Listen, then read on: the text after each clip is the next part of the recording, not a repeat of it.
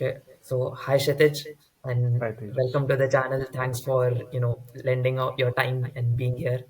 Sure, yeah. So Thanks for inviting me.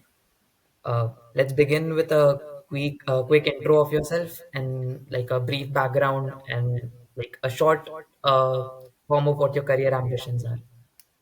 Yeah, so I grew up in Delhi and I joined IIT Kanpur for my bachelor's degree.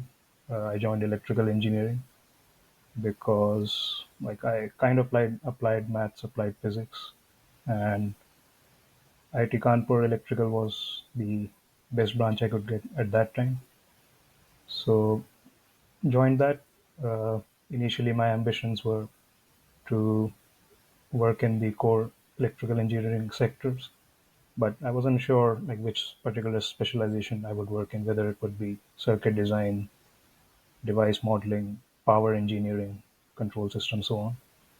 So I studied regularly for the first 2 years, after which I started to develop some inclination towards microelectronics, and was mainly because the microelectronics faculty and courses were what interested me the most there. I think especially I should mention Professor Alok Datta. He took the E210 course, as you know, microelectronics one, which deals with both devices and circuits. And I found his lectures very interesting. So I got interested in that. Uh, in at the start of my third year was the internship season, where we typically sit for internships. And I wanted to try for a company like Texas Instruments and Qualcomm, but they came a bit later and actually sat on the first day of the internship placements. I got into ITC, which is like a completely different company from core electrical engineering. And I decided to try that at that time for no specific interest in terms of work, but I just tried to explore that. Went there, didn't like it that much during that internship. So then I really focused my mind towards microelectronics, and I converted my bachelor's degree program 4 year into the 5 year dual degree program, as you know, which is also called the integrated M.Tech. And I worked under like I had two advisors, Professor Alok Datta and Professor Amit Verma,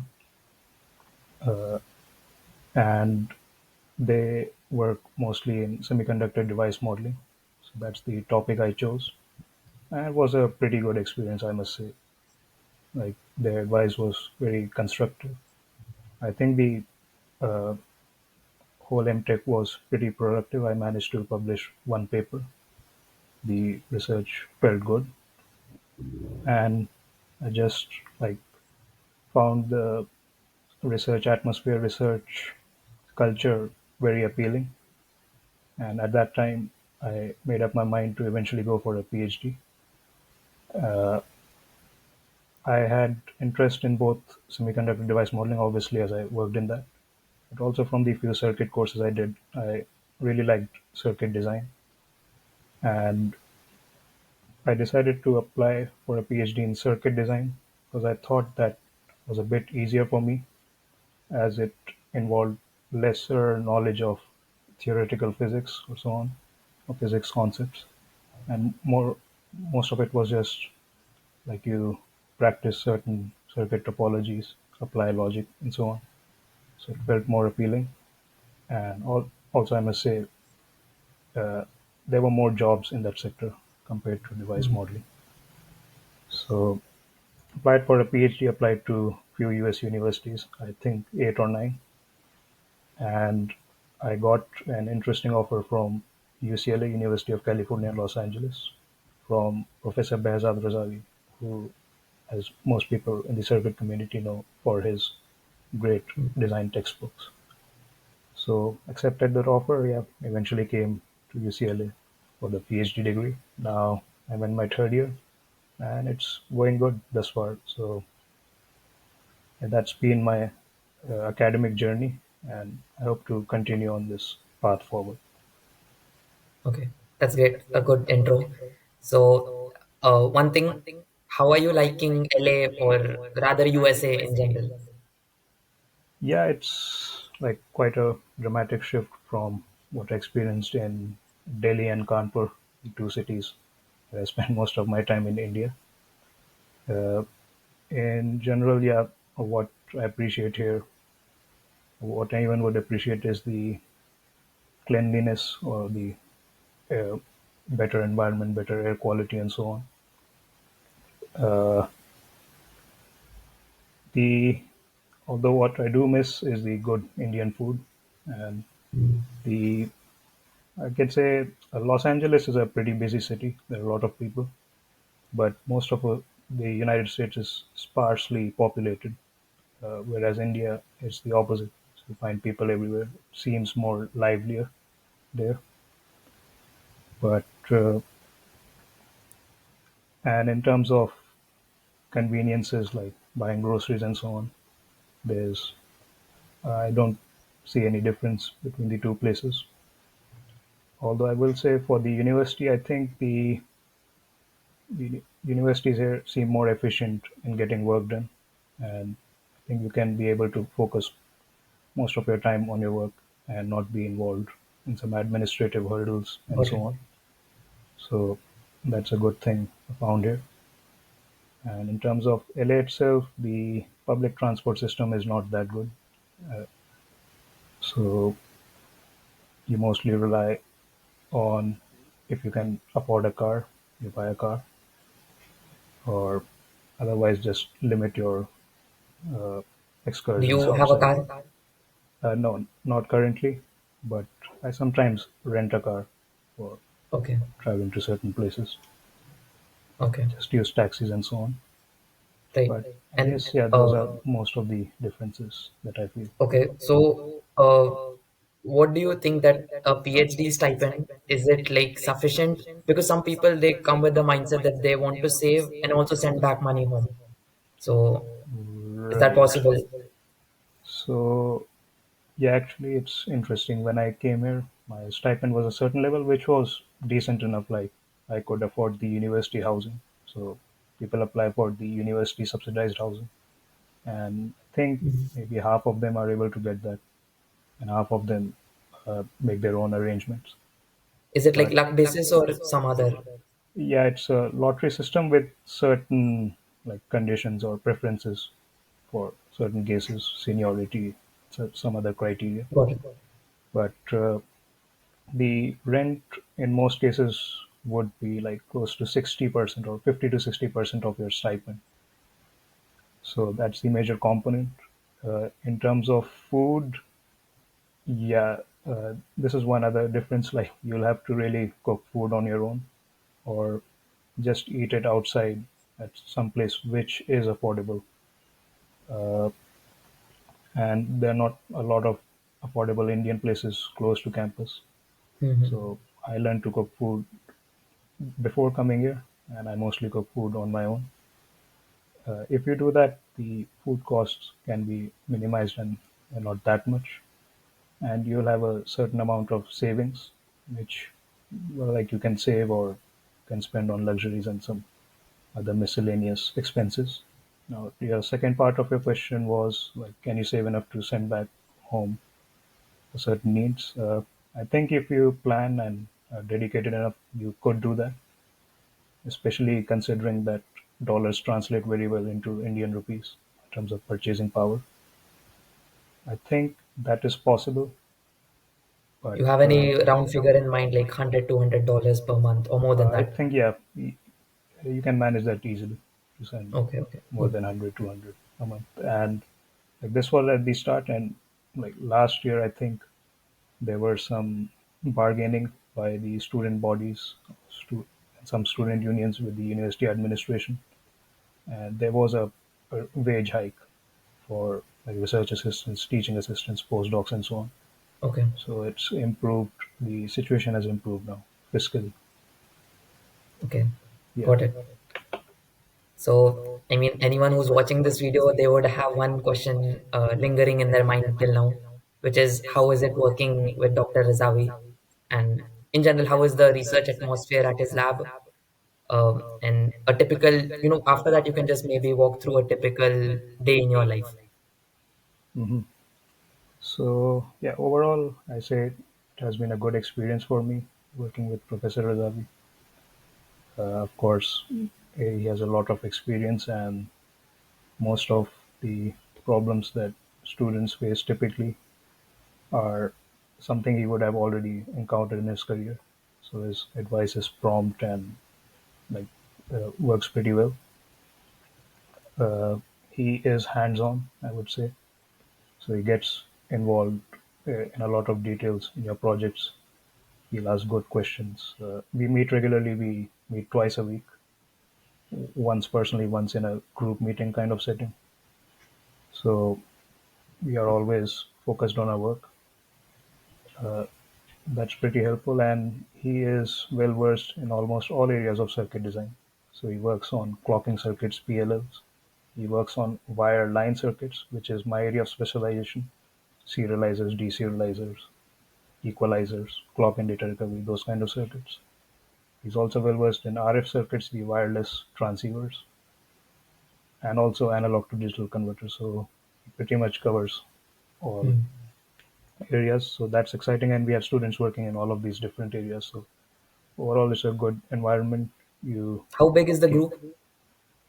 currently we are 6 students, 6 or 7. Hmm. So yeah, it's kind of a mid-sized group, I would say. Yeah.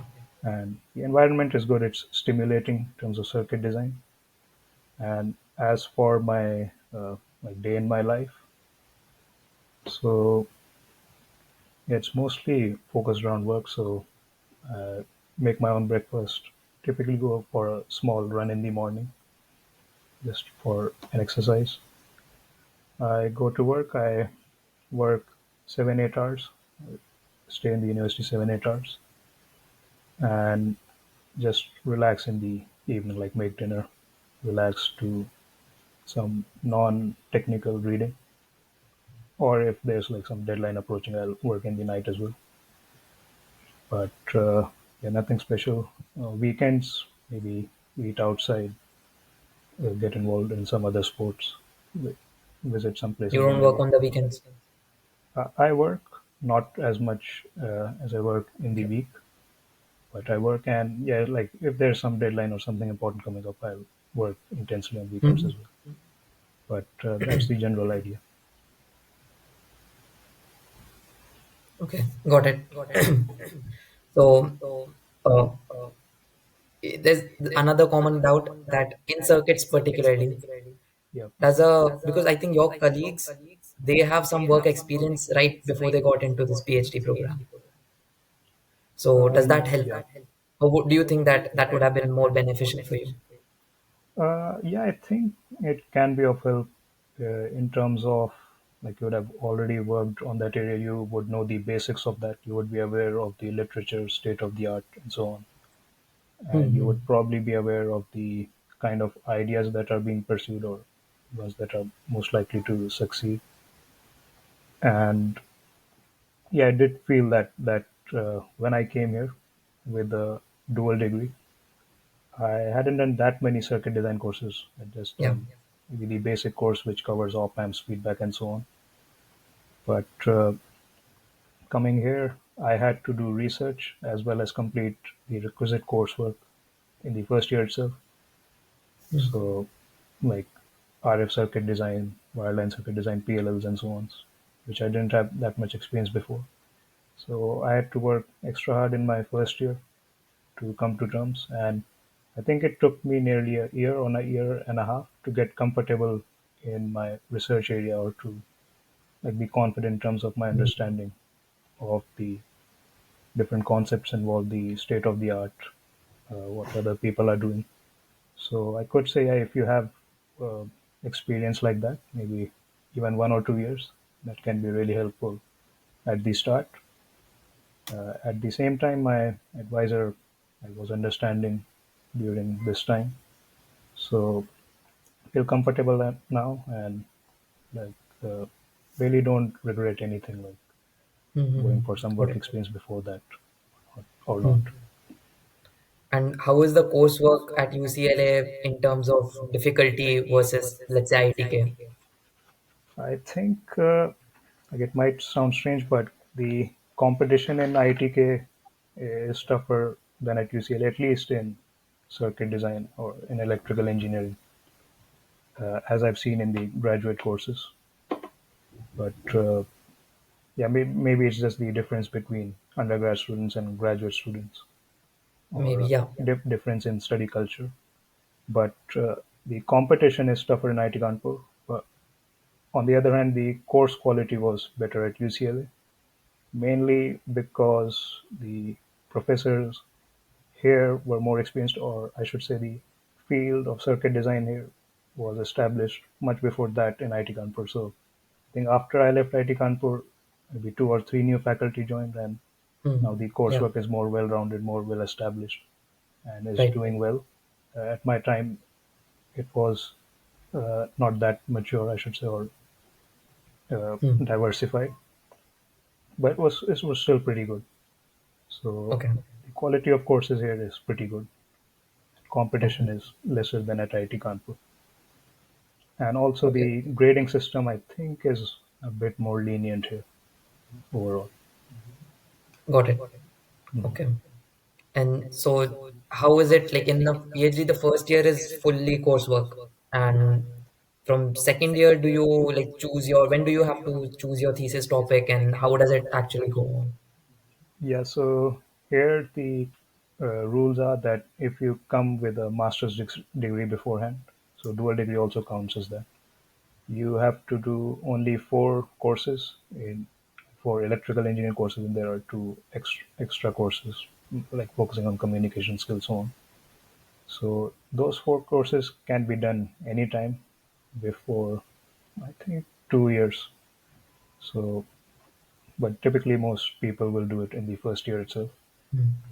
And the, I forgot the second half of your question. Can you repeat that? Yeah, and just before we get to that, so like in IITK, we used to do like 4 or 5 courses per semester. So is Uh-huh. that possible over there, or they're too massive for that? I think the graduate courses are too massive for that. You can do two courses comfortably. If you're also doing research, you can still manage two courses. If you're not doing any research, I think you should be able to do three courses. Okay, And yeah, not more than that. I would say the courses okay. are a bit heavy. And the reason is that here they have a quarter system. Like in IT Kanpur, we have a semester system. So Hmm. it's a 4 months long academic semester. Here the quarter is only 2.5 months long. And Okay. there are three academic quarters in the year, one summer quarter. So like it's very crammed in, and Hmm. everything goes at a Yeah, it can fast be pace. hectic. Yeah. Yeah, so I think 2 to 3 courses is what's most reasonable. Okay. And yeah, so the second part was that since till when do you have to decide your thesis topic? And in first year, does it go like hand in hand, you're working on your research as well? Or are they like you finish your coursework, then you start, working on your thesis? Yeah, so I think that depends on the group really, how the advisor feels about it. So I've seen some other groups where people will decide their topics maybe after 2 years, maybe after 1 year, or they'll be working on some smaller projects and so on, so as to figure out like what they could potentially work on later as their thesis topic. But I guess you would have a general idea of the field that you would work in maybe by the end of the first quarter itself, and then you would probably try to find a specific problem later on. In our group, it was a bit different. Like we came in, and it was I think within the first quarter itself that we figured out, okay, this is the specialization we want to work in, and we kind Hmm. of have a base target of what problem to work on. Then we just go from there and start exploring how to attack that problem. And yeah, that's when it starts in our group. It starts in the first year itself, typically. Oh, okay. Yeah. Uh, and okay, let's just go back and see. So when you had your interview with Dr. Razavi, like when you were applying, so Right. what kind of how did that interview go? What kind of questions did he ask you? So Yeah, maybe this would be helpful for future applicants, but he asks questions which are related to chapters 2 and 3 of his analog circuit design book. So, design of CMOS analog integrated circuits. Chapters 2 and 3 are, I think, device characteristics and basic transistor models and basic Yeah, amplifiers, maybe. So, if you do the back problems of those books, that's kind of the questions that he'll ask. And then also, he does consider your CV and the projects you mentioned. So he'll try to quiz you on that, like you mentioned, let's say some op-amp design projects and so on. You mentioned some specs. He might ask, okay, how did you arrive at that? Or where can you improve here? And just general questions based on those projects itself or the technical details you mentioned there. right. Right. Yeah, that's like a common thing, right? If you mention something on your resume, you should know about it properly. Yeah, properly. Okay, got it. Uh, and so you also did a internship during your PhD, right? At Mediatek, I guess. Yeah, after the end of my first year in the summer quarter, I worked at Mediatek for 3 months. Yeah. So did you plan on that, like right when you got to UCLA, that you would eventually go for an internship, or and how did you prepare for it? Like at IITK, we have this placement cell kind of a thing, right, where the companies come. So how Yeah. does your application there differ from this? So yeah, there is a like placement season here as well, and that timeline is pretty interesting, I think, because I can tell you from the point of view of master students who are applying for MS at UCLA. So they come in here in September. That's when the academic year starts. It's called the fall Mhm. quarter, and the internship interviews start maybe just 2 weeks after they join. So like they haven't even completed any courses at UCLA yet. They just registered, and the internship season starts right there, and they are applying. And so in their case, I think getting the internship offer is mostly dependent on their past skills, past experiences, Mhm. and bringing them into action. For me, I didn't plan on going for an internship at that time. Like I had no idea what to do, and mostly depends on your advisor. I think most PhD students stay in their labs and they continue work during the summer because that's when you can be more productive. There are typically Right. no courses. You don't have much load. In my case, my advisor told me, I think uh, it was the start of January or something like that. He told me that there's an interesting internship offer at this company. Uh, and the team that I went to also works in wireline circuits. So I also thought it's a good opportunity to work there, see how work is done there. Also, I hadn't done any core electrical engineering internships before that. Hmm. So I decided it's a good thing. I applied to that company. In this case, I didn't apply through the placement cell. My advisor knew some engineers there. Actually, one of our group alumni works there. So Mhm. we got our resume forwarded through him. The managers there took interviews. These were pretty intensive interviews, I would say. They were fully technical, How many and rounds and what kind of an interview was that? so I gave 3 rounds, and I think that's typical here. Maybe three, four, 5 rounds, even for internships, is Mhm. common. And it was technical. I think the first round focused on some topics that probably only graduate students would know in electrical engineering. I can't remember the exact questions, but Mhm. like for example, I applied to wireline design. So questions revolved around equalizers or architectures for receivers. The second round was focused on PLLs and CDRs, PCOs, phase noise, such topics. Mhm. And they were good questions. The third round was more standard. It was based on an op-amp analysis, feedback analysis, pole zero analysis, which is, I Got it. think, what's more common in India also in the Hmm. interviews. there. Yeah. So that was kind of the process. It was rigorous. Uh, Thought I did okay, and uh, I eventually got in there, and was a good experience there. 3 months. Got to do two projects there. One was on the design of a comparator for the receiver circuit, and another one was the uh, a voltage regulator for the ADCs that they use in their receivers. Hmm. So Right. got to work on two blocks. Okay, that's pretty nice.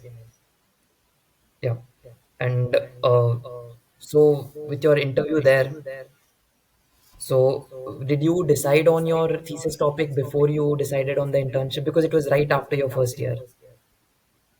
Yeah, so yeah, I decided on my thesis topic in the first quarter. My advisor suggested me to work in wireline transceivers because this is a hot area. Like you'll Yeah, it see definitely is. every But yeah. were you sure that you're interested or passionate about that area, or it was like a blind, guess? Uh, I was interested in all kind of circuits. To be honest, like I didn't have that any specific experience in any particular area of circuit design before that. So I was open to work in any area, and the thing was like every 2 to 3 years, 4 years, data rates keep increasing in this field. Hmm. So yeah, you really have to innovate a lot, and all kind of new architectures come up. And the thing was in let's say a wireline receiver, it involves all sort of components. Like it will have an ADC, it will have filters, equalizers. It will involve circuits like comparators, mixed signal Hmm. blocks. It involves clock and data recovery circuits, which are akin to PLLs. So yeah, it really felt like I'm kind of having experience in all kind of circuit topics, even Right. though the name is or the field is wireline receiver. So I decided that was okay, and like it was my advisor's suggestion as well. So I trusted him in Okay. that, and turns out to be good. Yeah, I don't regret Yeah. that decision. So when you were studying for these topics, like during the literature review phase, you would have gone through a couple of, in fact, great resources. So could you like share some nice resources if someone wants to get into this domain? Okay, so yeah, I don't know if they can be great resources, but what I did go through was through the past 2 to 3 year ISSC papers. So Yeah. ISSCC is the International Solid State Circuits Conference, the Mhm. premier conference for circuit design, and I browsed through most of the papers in the last 2 to 3 years. I couldn't understand most of them to be Yeah. honest because So I they're didn't like have much two-page experience. papers, right, at ISSC, Yeah, and two-page it's papers hard to grasp also. what's actually happening. Yeah, it's hard to know, especially like because I didn't have any foundation Hmm. in most of the basics, and the papers won't mention any basics. Like they are for advanced Yeah. researchers, engineers in that field. So it took a little while, but I just tried to understand the bare parts of it. I presented my reviews to my advisor. He helped me in clarifying doubts, and yeah, that was what I followed in terms of for general advice for someone who's coming up in this field. Yeah, I'm not Are really there sure, any but there are are there any some other books or lectures. resources? Yeah, Yeah. so there's a Professor Samuel Palermo. He works at Texas A&M University, and he is a circuit design professor. He also works in this field, conducts research. Professor Simon. And Samuel Palermo Okay. at Texas A&M University, or TAMU, which is also a pretty good university for circuit design. So he has a website, and he has online lecture notes for most of his Oh, courses, okay. including for violin. I think that's a pretty good introduction. So anyone who has a basic understanding of analog circuit design can browse through those notes to develop a good field Okay. idea for this field, just to develop the basics. Got it. I think Thanks. that is maybe one site I could recommend in terms of lectures. and there are not Hmm. really a lot of books pertaining to topics in serializer, Yeah. deserializer design as such. But these notes, I think they are helpful. Okay. And have you done any courses on communications, like let's say PAM4, CAM, uh, GPSK, all those like constellations, Uh-huh. on all those RF concepts? Uh, yeah, like I haven't done any communications theory course as such, or like at IIT Kanpur, I think a signal processing course, Hmm. EE200 and so on. They are compulsory, so we do that. And we learn the basic of signal analysis. But I didn't take any optional communication theory courses, neither there or here. So yeah, I have a only rudimentary background in that. I Got it. think the like still in the circuit design for wireline receivers, the modulations used are pretty simple. Either it's two level or four level signaling, Hmm. which is not that complicated, and it's Yeah. mainly because these systems have to work at very high speeds, where only the simplest modulation provides the most reliable performance. So uh, yeah, you don't really need to do those courses in order to work here. Although I do think if you do have a background, that can be helpful for certain Mm-hmm. specific research that Yeah. can be done in this field. Right. And like you mentioned, so even I do the same thing. I browse through ISSC or JSSC and check out what the hot topics actually are like in this domain. But if you had to name out a few, what would they be? Yeah, so currently the industry is targeting a standard of 224 Gbps links, uh, Ethernet communication, which is Hmm. the chip-to-chip communications done in data centers or just general chip. Uh, Using CMOS? yeah, they mostly rely on CMOS technology, and it's 224 Gbps on a pair of differential wires using PAM4 modulation. So that translates to 112 giga symbols per second. Hmm. And the if you calculate the bandwidth of random signals at that data rate, it will come out to be 56 gigahertz, which is quite a bit over these copper traces or cables. So the losses here over these channels, copper channels, are typically close to 40 dB or so, more than 30 dB certainly. And the uh, architecture that's most reliable for these links, as currently being investigated by the industry, is a DSP heavy architecture. So most of the processing is done in the digital domain. Of course, as the signals are analog, you do need reliable analog to digital converters for that. So most of the research effort is spent at developing ADCs that must process these high speed signals. So their sampling rate is very high. For example, if the input signal is at 112 giga symbols per second, that's what your sampling rate has to be at a minimum. And that's pretty high. And they have moderate resolutions like 7 or 8 bits. So most of the research is spent on trying to come up with the most effective ADC architecture for such an application. And the all the equalization for that channel loss is done in the digital domain, which is a relatively mature field, I would say, Okay. because you can synthesize such filters or equalizers that domain automatically with the digital place and route tools, synthesis tools. So But I'm just curious. So in equalizers, like I've seen typically, especially the CTLEs, they use those current-based, like a source degenerated right. equalizer. But recently, I guess there are papers which, because they consume a lot of power, and Mhm. people are trying to go for inverter-based equalizers. Right. Is that true?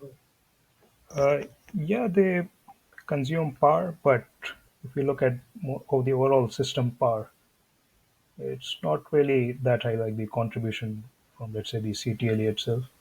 Okay.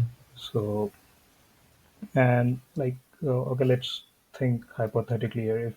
If you had a channel where you had to equalize 40 dB of loss, uh, you'll find that this kind of loss requirement compensation was required even 5 to 6 years ago, where the data rates were lower, Mm-hmm. but the channel materials were not that advanced, so they had to compensate similar losses.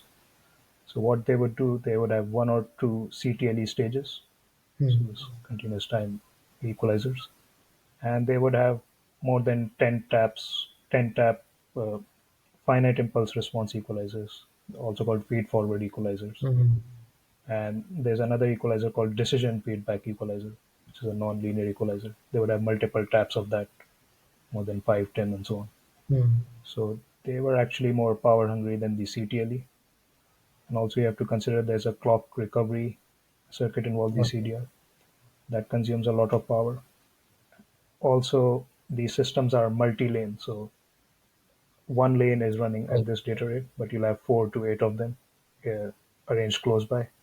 There's clock distribution. There's a common PLL maybe shared between the links. This clock distribution. So the clock distribution power also is a significant fraction of the overall system. So in terms of power, yeah, the CTLE is not that power hungry, I would say, or shouldn't focus that much on their power.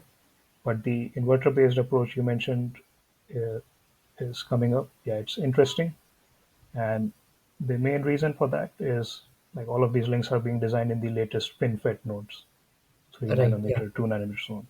So what the circuit designers look for is a scalable circuit. And as you know, the inverter is the most quintessential digital circuit building block. So if Mm-hmm. you can build analog circuits with that as your base block, you typically would have good scalability as you advance technology.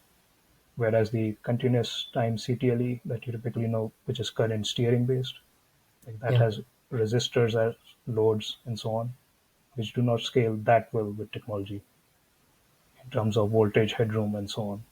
Right. So I think that's the main impetus for that particular approach, the Okay. inverter-based design Got it. approach. Got it. Yeah. Okay. So I guess that was pretty much it from my side. These were like Oh, the main questions. So we can go to one thing. I don't know if you don't want to answer, we can skip that. It's that what are the job opportunities after a PhD and how much do people typically earn after a PhD over there? yeah.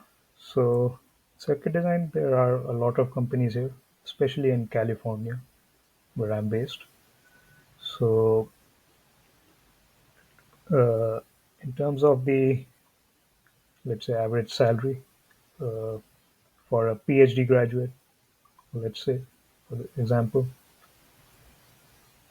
this is only approximate, but Yeah, yeah, yeah. your base pay, I think you can expect in the big cities something close to $150,000 a year on average. Like Okay. it can be slightly lower, more in some Hmm. cases, significantly higher than that. Also depends on the company and how you bargain.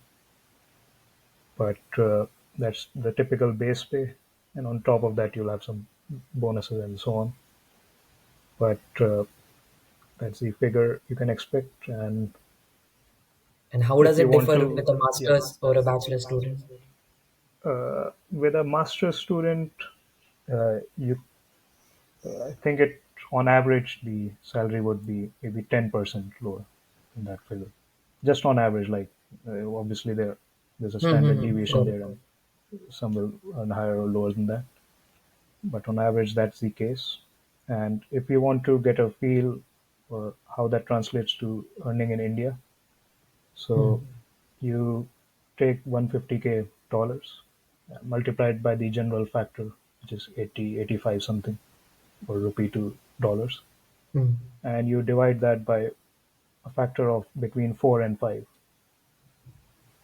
and that probably is your equivalent salary in India in terms of purchasing power, if you want Yeah, to I compare mean, California and for India. PPP, that's true, but it's like if you're saving 10% of your salary there versus you're saving 10% here, it's different, right? Because even, assuming you eventually come back to Yeah, India. right. So, yeah, that's definitely an advantage of working Hmm. here.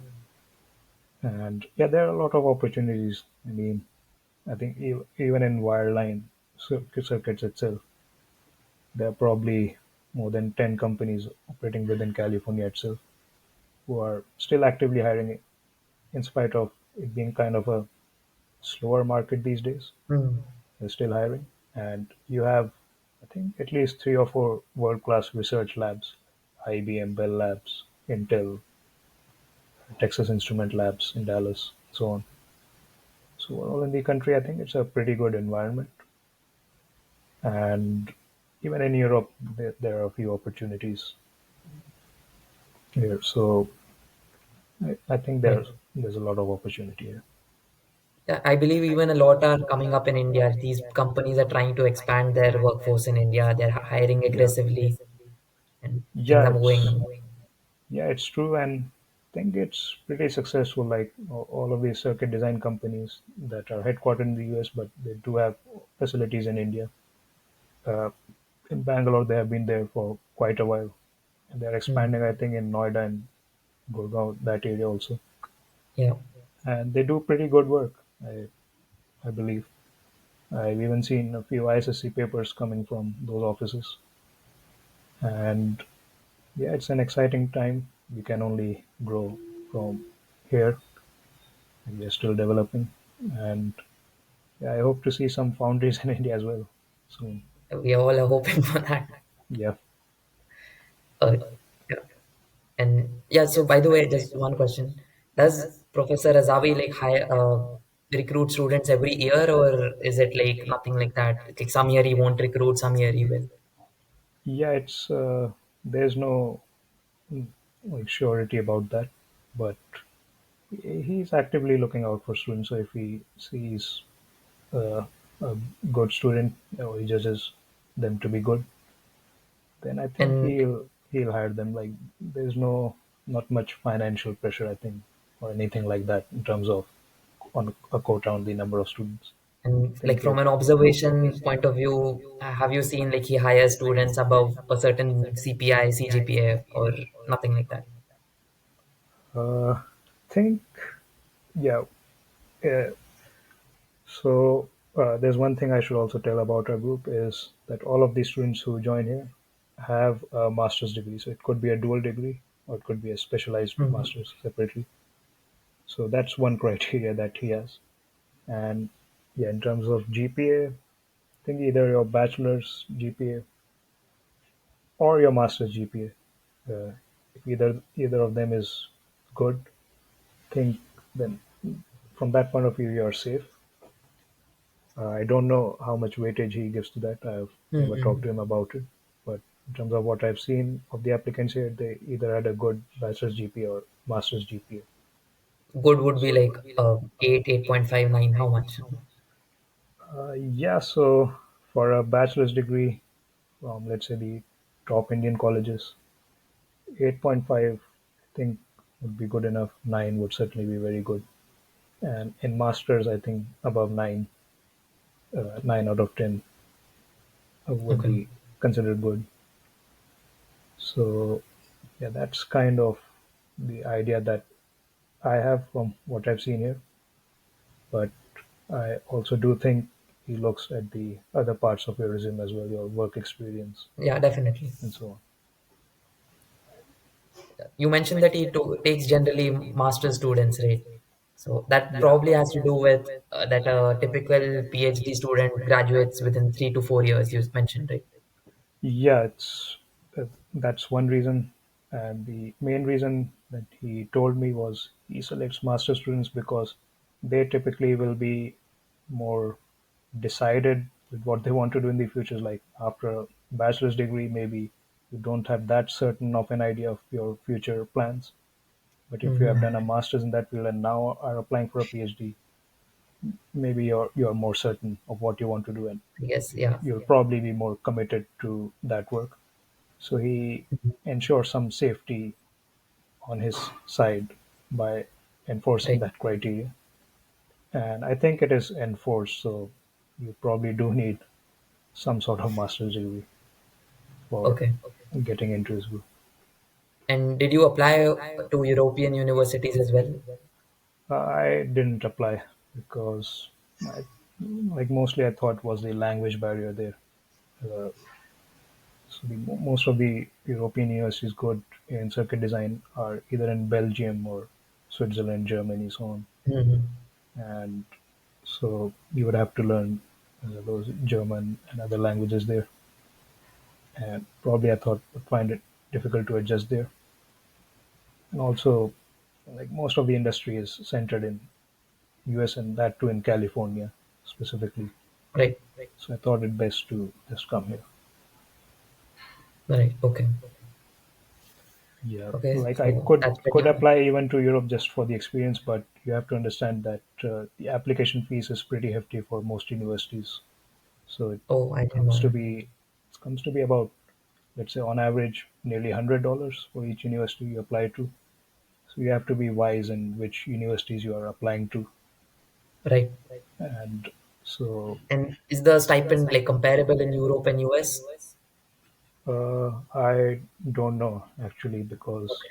I don't know the like living costs in Europe and so on, housing or anything, the exact stipend they get paid. So I probably can't comment much on that.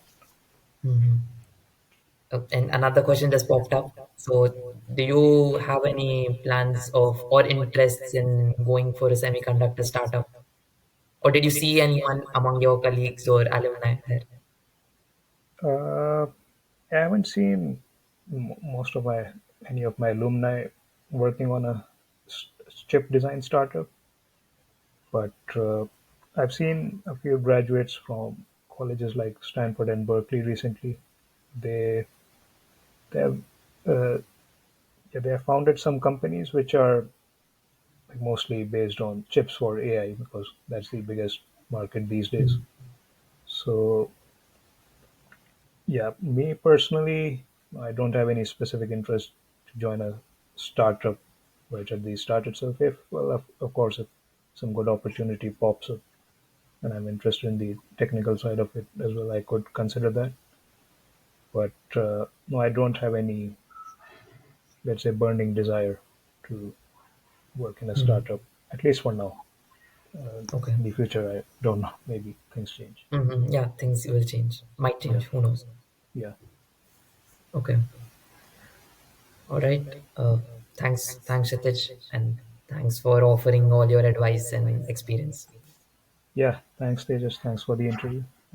Questions were pretty good, and yeah, I think that's good in general for people who are maybe studying in this field and unsure of their future plans, thinking about PhD, working in industry, and so on.